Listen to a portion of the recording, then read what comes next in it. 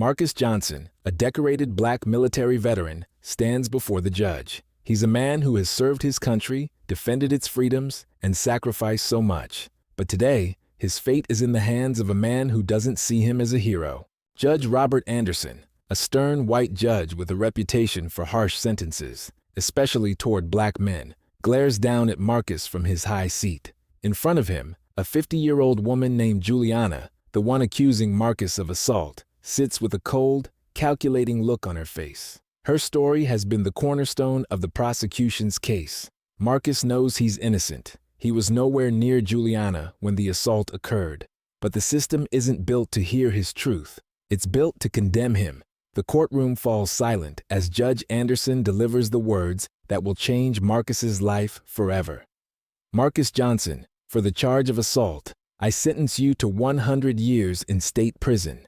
100 years. You can hear the gasps in the room. A man who gave everything for his country is now condemned to spend the rest of his life behind bars. His family, seated just a few feet away, is stunned. His wife, Tanya, grips the hands of their 2 children, trying to hold back tears, her world crashing down in front of her. But what Judge Anderson doesn't know, what no one in that courtroom expects, is that Marcus Johnson is not just another defendant. He is a veteran, a man trained to fight, not just on the battlefield, but for his own survival. And what's about to happen next will shock everyone in that courtroom, including the racist judge who thought he had complete control. He never saw it coming. Before we continue with this shocking story, let me know in the comment section what part you like the most. And don't forget to subscribe for more stories just like this one. Now back to the story. Before we jump into what happens next, let's take a step back and understand who Marcus Johnson truly is. Because behind that calm and determined exterior is a man with a story that few in the courtroom ever knew. Marcus wasn't always standing on trial, fighting for his life against an unjust system. No, just a few years ago, he was a soldier. A man who wore the uniform with pride, defending a country that, in his heart, he believed would defend him in return. Marcus grew up in one of the rougher neighborhoods of Philadelphia, where opportunities were few, but ambition was plentiful for those brave enough to chase it. He wasn't the kind of kid to back down from challenges. He was disciplined, determined, and always looking for a way to rise above his circumstances. When he turned 18, Marcus made a decision that would shape his future. He enlisted in the military. He saw it as his way out, a path to education, stability, and a chance to serve a country that, at least in theory, promised freedom and equality for all. And serve he did. Marcus quickly rose through the ranks, earning the respect of his fellow soldiers. He was known for his bravery, his loyalty, and his unwavering sense of duty. He fought in combat zones overseas, seeing things no person should have to see, and doing things few could even imagine. He was a decorated war hero, and after years of service, he came home with his head held high. But as is often the case for returning veterans, life back home wasn't as easy as Marcus expected. The transition from military life to civilian life was jarring. The structures, the discipline, the sense of purpose he had found in the military were gone. And what was left in their place was the haunting memory of battle, the constant hum of PTSD that followed him like a shadow. Despite the struggles, Marcus didn't give up. He worked hard to reintegrate into society. He found ways to channel his energy, dedicating himself to his community. He started mentoring local youth, helping to keep kids off the streets, and encouraging them to pursue education and careers instead of falling into the traps of crime and violence. To those who knew him, Marcus was a role model, a man who had been through the fire and come out stronger. But that strength, that resilience, none of it mattered to the system he now found himself trapped in. The same country he had risked his life for was now ready to throw him away, to lock him up for 100 years based on a lie. And that's where we are today, with Marcus standing in that courtroom, facing a punishment that no one who truly knew him could ever imagine.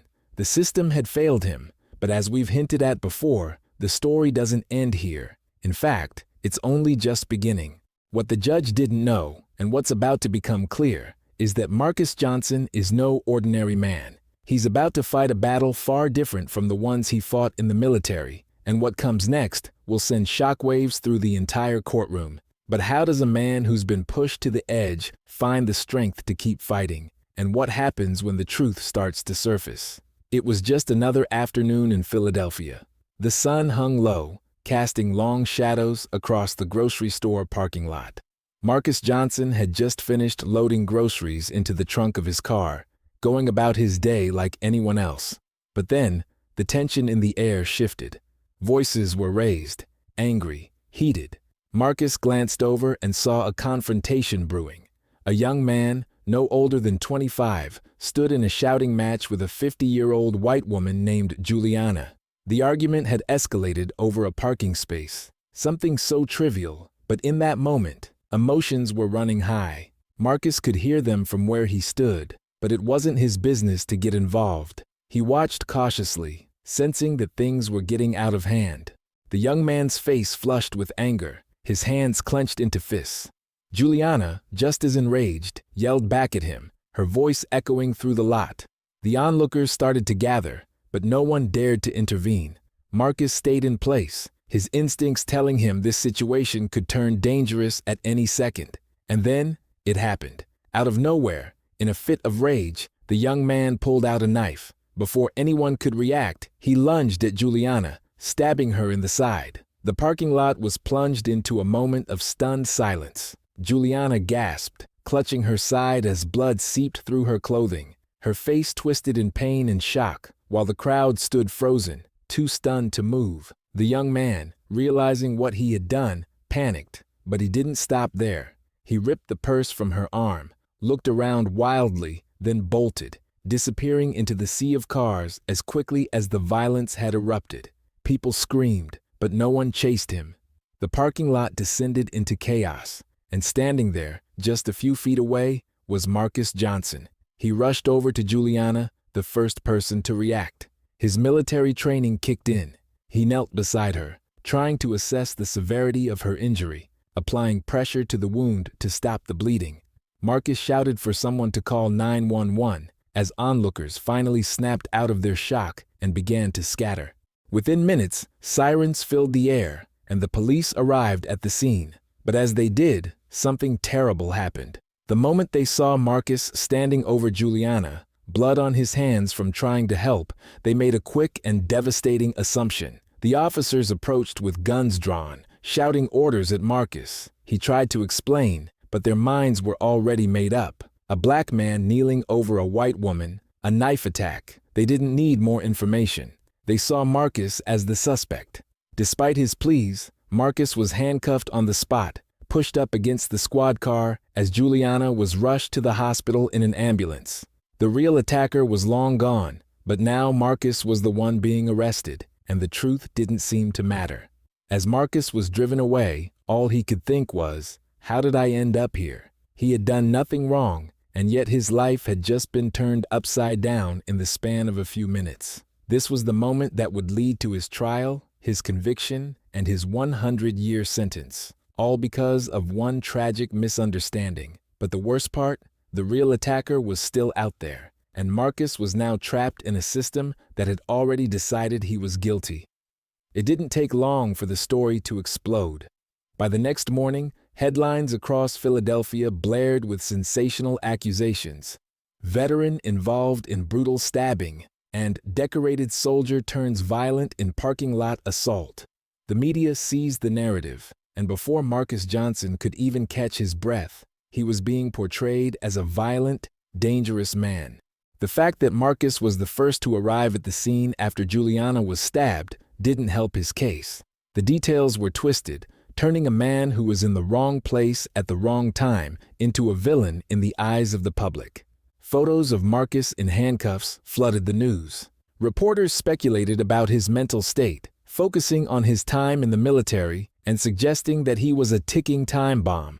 No mention of the real attacker, no mention of the truth, just a one-sided story that was gaining momentum fast. Meanwhile, Marcus's family watched in disbelief. His wife Tanya and their children felt the weight of the accusations, but they refused to back down. Friends and neighbors rallied around Marcus, insisting he was being framed, a victim of a system quick to point fingers without looking at the facts. But the damage was done. Public opinion was split. On one side, people who didn't know Marcus painted him as a threat. On the other side were those who believed something darker was at play, that this was just another case of a black man being wrongfully accused. Behind the polished bench in the courtroom sat Judge Robert Anderson, a man whose reputation preceded him, though not for the reasons one might expect. Anderson had served in Philadelphia's courts for years, but for anyone paying attention, a disturbing pattern had emerged. Case after case, his rulings against black defendants were disproportionately harsh, even when the evidence didn't justify such severity. Marcus Johnson was just another name on his docket. To Judge Anderson, he wasn't a decorated war hero or a man with a life story full of sacrifice. No, he was something far more dangerous in Anderson's eyes, a black man standing accused of a violent crime. Behind closed doors, Anderson's arrogance knew no bounds. He believed in his power, in his ability to manipulate the system without consequence. He'd bent the scales of justice to suit his own biases for years, hiding behind his position of authority. No one dared to question him. And now, with Marcus standing before him, the judge was more than ready to lay down another crushing sentence. To Anderson, this wasn't about the truth or justice. It was about maintaining control. Whispers circulated in the legal community about Anderson's long history of racial bias. Many defense attorneys knew that once their client stood before him, the outcome was almost predetermined.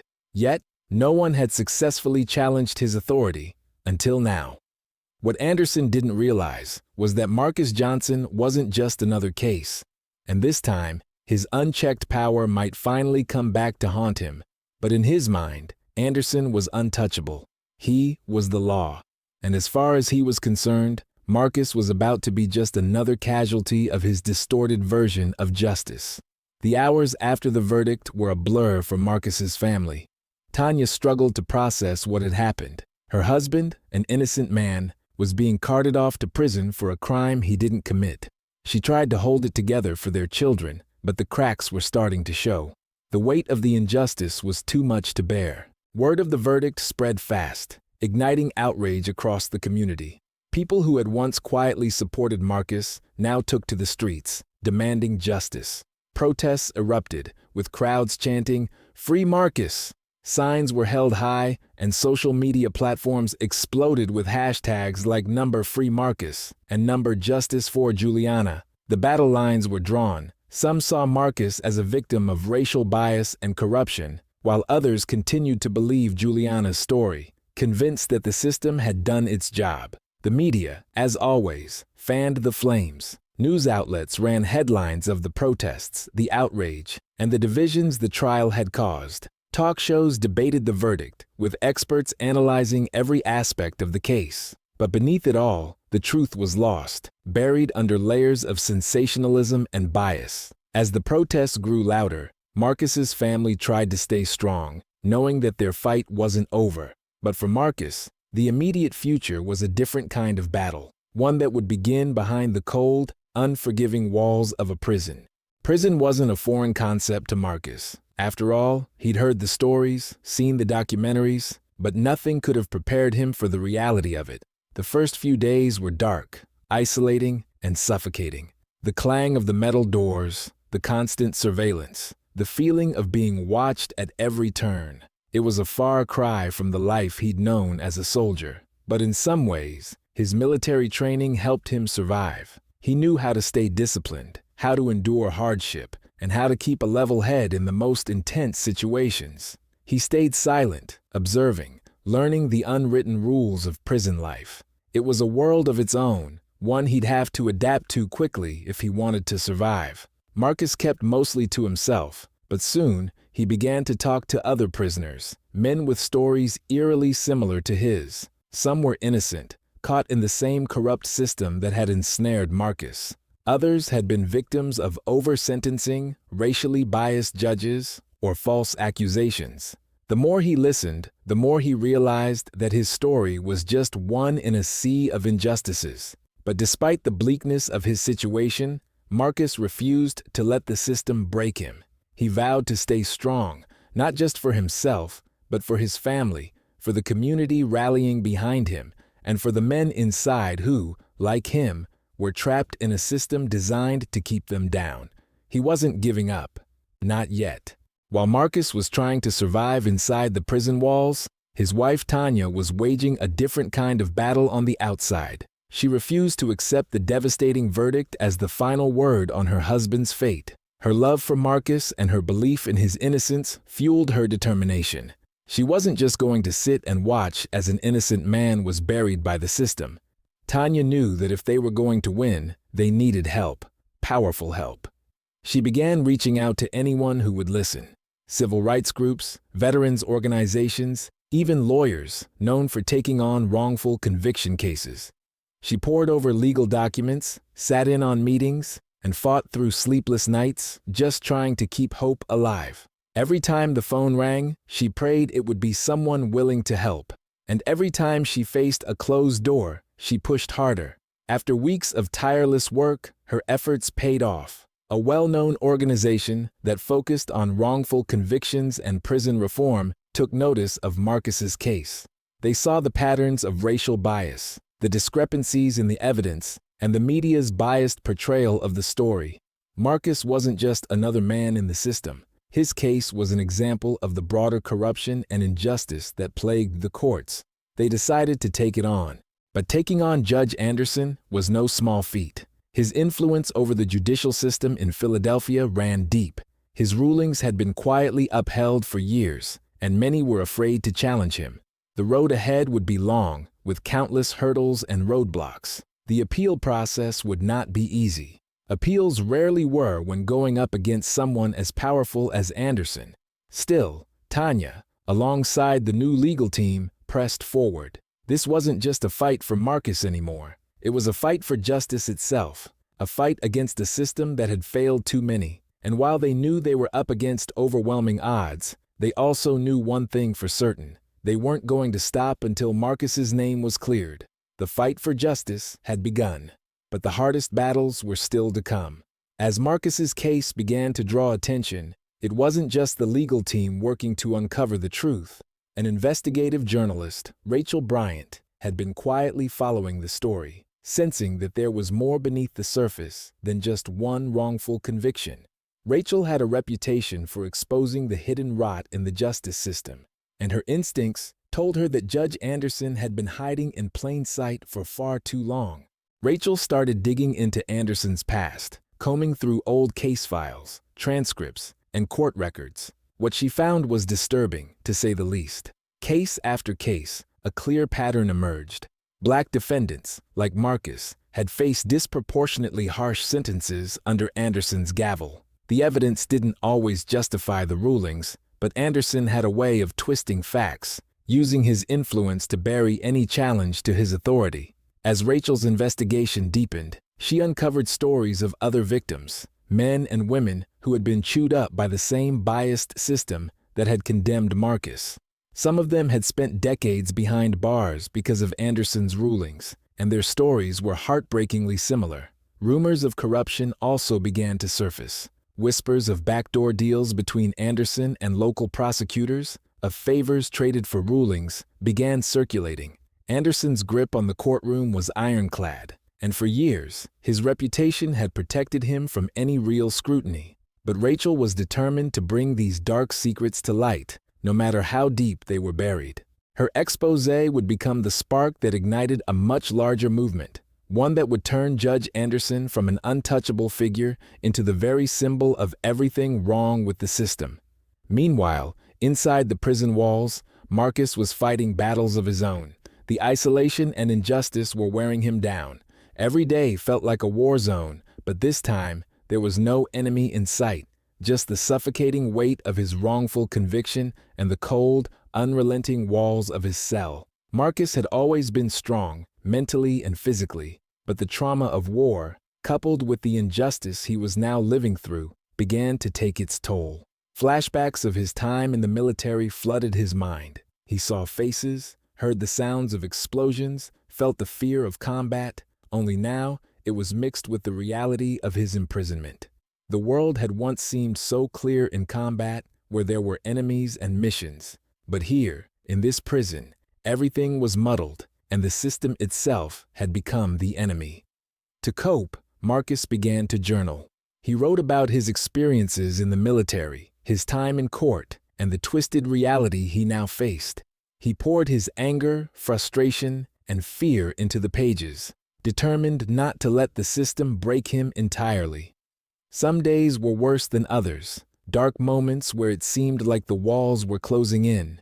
But writing became his way of surviving. His words weren't just a means of coping, they were his declaration that he wouldn't be forgotten. Not by the system, not by the world outside, and not by the family that still believed in his innocence. Outside the prison, Tanya was far from silent. She had become a force to be reckoned with, organizing rallies and speaking to the media, turning her husband's case into a rallying cry against systemic racism and injustice. What had happened to Marcus was a glaring example of a much larger problem, and Tanya wasn't just fighting for her husband anymore. She was fighting for all those who had been wronged by the same system. Tanya's voice began to grow louder. She stood in front of crowds, holding signs with Marcus's face on them, chanting his name, demanding justice, not just for him, but for the countless others who had been silenced. She spoke with conviction and fire, her words capturing the hearts of those who had once felt powerless. The community, which had been divided at first, started to rally behind her. People from all walks of life began to see Marcus's case for what it truly was, a symbol of the racial biases entrenched in the justice system. With each rally, with each media appearance, Tanya's movement grew stronger. She knew the road ahead was long, but with Rachel Bryant's investigation bringing more attention to Judge Anderson's dark past, Tanya's fight was gaining traction. And she wasn't about to stop. Not until Marcus and every other wrongfully convicted person had their day of freedom. Marcus's legal team, emboldened by the support from civil rights organizations and the wrongful conviction group, officially filed for an appeal. They knew the process wouldn't be easy, especially with Judge Anderson's deep-rooted influence in the system.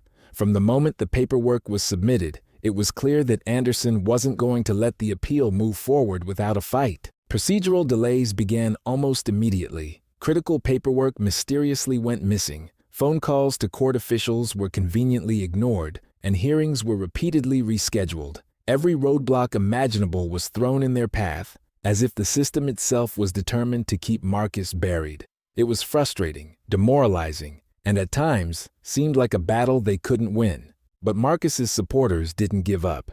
If anything, the more the system fought back, the louder the outcry became. Protests grew larger, and the demand for Marcus's appeal to be heard gained momentum. Social media buzzed with messages of support, hashtags like #FreeMarcus flooded timelines, and the national conversation began to shift. More and more people saw through the manipulation of the system, and the fight for Marcus's freedom became a rallying cry for justice. The system might have been working against them, but Marcus's legal team, along with Tanya and the growing movement, were determined to press on. They knew that with enough pressure, something had to give. While the fight for his freedom raged outside, Marcus was making a name for himself behind bars. He had always been a natural leader, and that didn't change, even in the harsh environment of the prison. He saw younger prisoners who reminded him of himself, men with potential, men who had been failed by the same system that had trapped him. Slowly, Marcus began mentoring the younger inmates. He shared his story, not just of the injustice he was facing, but of his life before, his time in the military, his family, and his determination to never give up. His words resonated deeply with those who had lost hope. Marcus became a source of inspiration, a symbol of strength in a place designed to break people down. In a world where survival often meant isolation, Marcus built a community. He taught the younger prisoners how to stand tall in the face of adversity, how to fight against the injustice they faced without losing themselves. His influence spread throughout the prison, and soon, even the guards took notice. They saw Marcus as a leader, someone who was keeping the peace, even though they knew he was fighting battles of his own. But the system wasn't blind to his growing influence. Attempts were made to move him to different facilities, to break the bonds he had formed with the other inmates. Yet, despite everything, Marcus's spirit remained unbroken. His leadership continued to shine, and his story began to inspire others, both inside and outside the prison walls. Then, it happened. The breakthrough they had all been waiting for.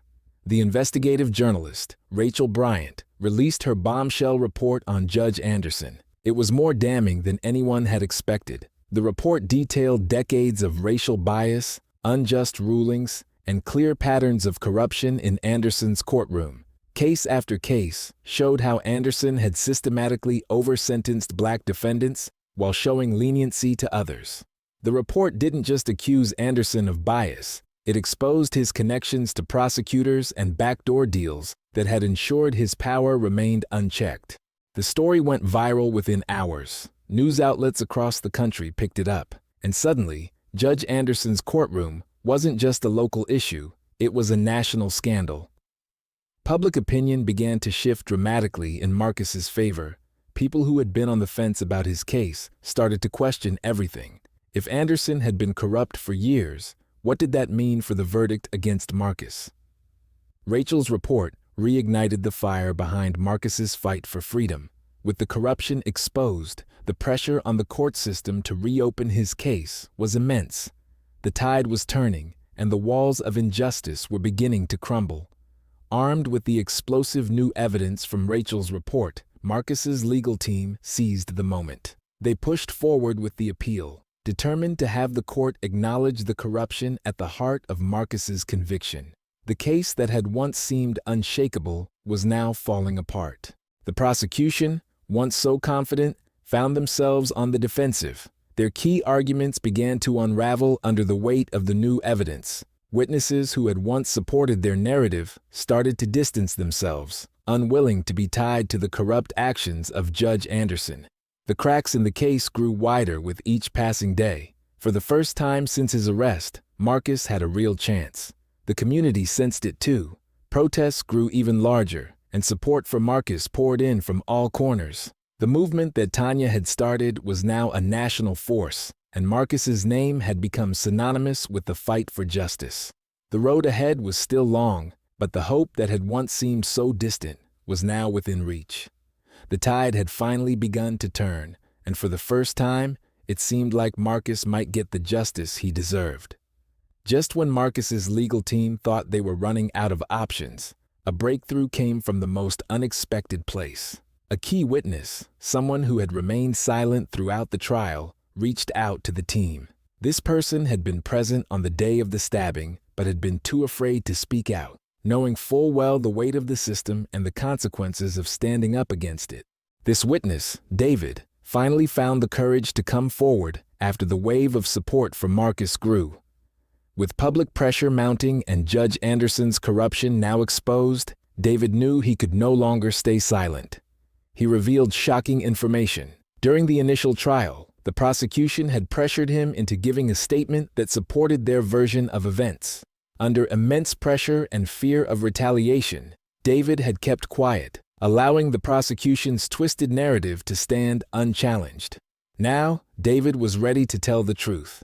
He confirmed that he had seen the real attacker, the young man who had fled the scene, and that Marcus had not been involved in the stabbing at all. David's testimony was the missing piece of the puzzle that Marcus's legal team had been desperately searching for. His account not only poked a massive hole in the prosecution's case, but also added another layer of corruption to the growing pile of evidence against Judge Anderson and the prosecutor's office. With David's testimony in hand, Marcus's legal team began preparing for a critical moment in court. This could be the breakthrough they needed, the one that would finally bring the truth to light and exonerate Marcus. After months of legal battles, countless setbacks, and endless delays, Marcus's team finally received the news they had been waiting for. The court had granted an appeal. It was the moment that Tanya, Marcus's family, and his supporters had fought for with every ounce of their strength. The news spread like wildfire, bringing a renewed sense of hope. Marcus, sitting in his cell, heard the news from his lawyer. He remained calm, though his heart raced with cautious optimism.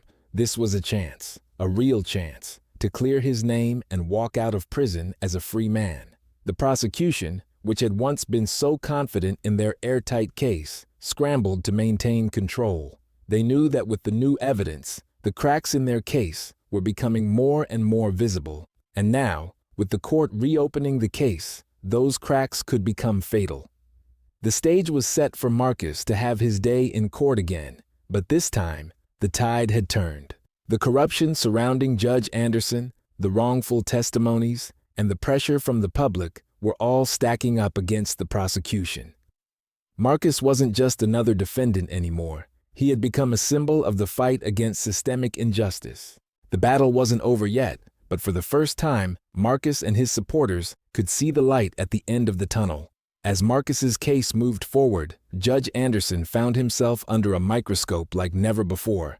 The investigation into his corrupt rulings was gaining momentum, and old cases were being reopened, exposing a trail of bias and misconduct that stretched back years. Defendants who had suffered under Anderson's rulings started coming forward, their voices adding to the growing outcry for justice. The deeper the investigation went, the clearer it became that Anderson had been manipulating the system for years, favoring certain prosecutors, silencing key witnesses, and ensuring that defendants like Marcus were unfairly convicted. The court of public opinion had turned against Anderson, and legal authorities were closing in. But despite the mounting pressure, Anderson wasn't ready to let go of his power. He fought back, refusing to admit any wrongdoing. He used every tool at his disposal to try to stall the investigation, hoping that his influence might still protect him. However, with each new revelation of corruption and each reopened case, Anderson's grip on power grew weaker. The man who had once ruled the courtroom with absolute authority now found himself on the verge of a downfall. His time was running out, and everyone knew it. After years of fighting, the day of Marcus's retrial finally arrived. This time, the air in the courtroom was different. Gone was the oppressive weight of Judge Anderson's corrupt influence. Instead, there was a new judge presiding over the case, a judge known for fairness and impartiality. For the first time, it seemed like Marcus might actually have a chance at true justice. As the trial began, Marcus sat beside his defense team, his heart pounding with a mixture of hope and caution. He had seen how easily the system could crush him, how swiftly it could take away his freedom. While the signs were promising, he knew better than to let his guard down completely. The defense wasted no time presenting the new evidence that had come to light. David, the key witness who had been coerced into giving false testimony, took the stand. His voice was clear, his message even clearer. Marcus was innocent, and the real attacker had fled the scene that day. David's testimony shook the courtroom, exposing the corruption that had tainted the original trial. The defense team laid out their case methodically, presenting every piece of evidence that had been blocked or ignored in the first trial. Marcus's military service, his clean record, and his strong ties to the community, all of it painted a picture of a man who had been wrongfully accused and wrongfully convicted. The case that had once seemed ironclad was now unraveling in front of everyone, and as Marcus watched the events unfold, he allowed himself a small glimmer of hope. Perhaps this time, the truth would win. From the outset, it was clear that the prosecution was struggling to maintain control of the narrative. The once convincing story they had spun about Marcus was beginning to fall apart. Witnesses who had previously supported their case were now distancing themselves, unwilling to be associated with the corruption that had come to light. The testimony from David was damning, and the prosecution had no way to refute it. Public opinion had shifted dramatically. What had once been a divided community was now overwhelmingly in support of Marcus. The protests outside the courtroom were louder than ever, with crowds demanding his immediate release. Social media was flooded with calls for justice, and Marcus's name had become synonymous with the fight against wrongful convictions. The prosecution desperately tried to hold on to their narrative, attempting to discredit the defense's witnesses and sow doubt in the jury's minds. But with each passing day, their case grew weaker. The evidence, the testimonies, and the overwhelming public support for Marcus made it clear that the truth was now undeniable. As the trial continued, the cracks in the prosecution's case widened. They had lost control of the story, and for the first time, it was Marcus who held the upper hand. The jury deliberated for hours, each minute feeling like an eternity for Marcus and his family. The tension in the courtroom was palpable, the air thick with anticipation. Everyone knew that this was the moment that would determine Marcus's fate. But this time, the outcome felt different. Finally, the jury returned. The room fell silent as the judge asked for their decision. Marcus sat up straight, his heart racing. He had prepared himself for this moment, hoping for the best, but bracing for the worst. The foreperson stood and read the words that would change everything. On the charges of assault and attempted murder, we find the defendant, Marcus Johnson, not guilty. The words echoed through the courtroom, and for a moment, there was stunned silence. Then, a wave of emotion crashed over the room. Marcus's family erupted into tears of joy, hugging each other tightly. His supporters cheered, their voices filling the space with relief and celebration. Even members of the public who had come to watch the trial couldn't contain their excitement. Marcus sat in disbelief, the weight of years of injustice finally lifting from his shoulders. He was free. Justice had finally been served. As he looked around at the people who had stood by him, his wife Tanya, his children, his legal team, he realized that their fight had not been in vain. The truth had prevailed, and for the first time in a long time, Marcus allowed himself to believe in hope again. After years of being wrongfully imprisoned, the day finally came. Marcus Johnson was a free man. As he stepped out of the prison gates, the world felt new again, the fresh air filling his lungs with the promise of a second chance. The crowd waiting for him was immense. Family, friends, supporters, and activists all gathered to witness this moment of justice finally being served. Tanya was the first to reach him, tears streaming down her face as she wrapped her arms around her husband. Their children followed, clinging to Marcus, unwilling to let him go. The emotional reunion was powerful, a symbol of the resilience of their family and a victory over a corrupt system that had tried to tear them apart. As Marcus embraced his family, the cheers from the crowd grew louder. People hailed him not only as a hero for his military service, but for his courage in standing firm against injustice.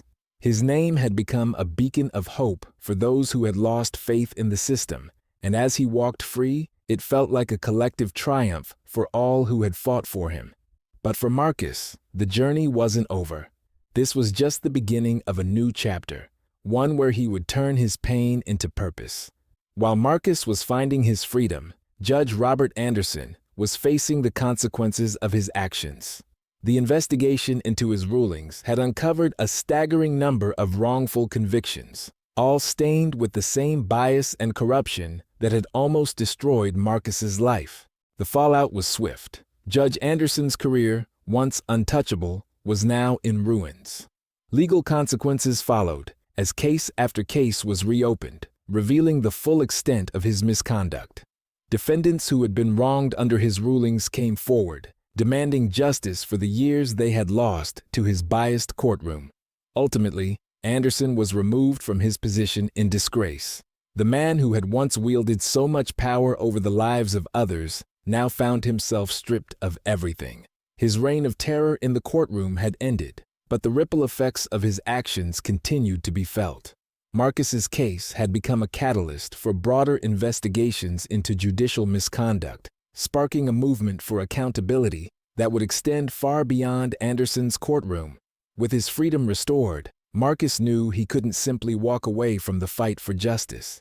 His experience had given him a new purpose in life, advocating for prison reform and helping those who, like him, had been wrongfully convicted.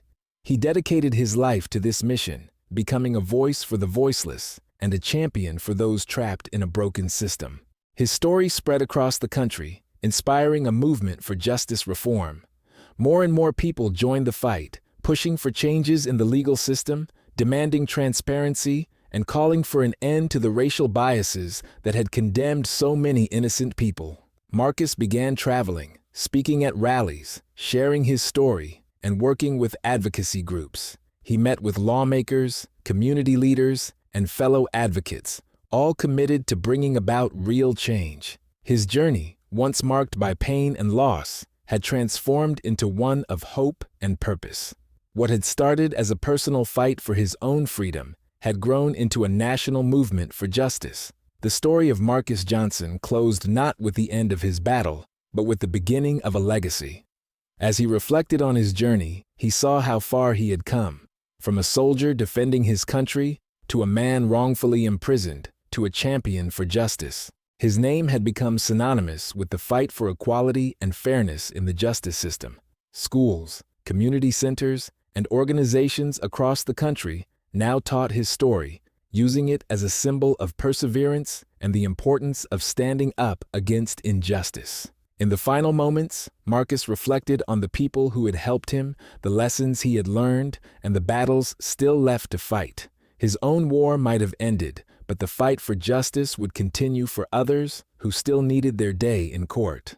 As the story closed, Marcus left viewers with a message, a reminder that the pursuit of justice is ongoing, that the system can be changed, and that no one should stop fighting until every wrongful conviction is overturned. Because while Marcus Johnson's battle was over, the fight for justice was far from finished.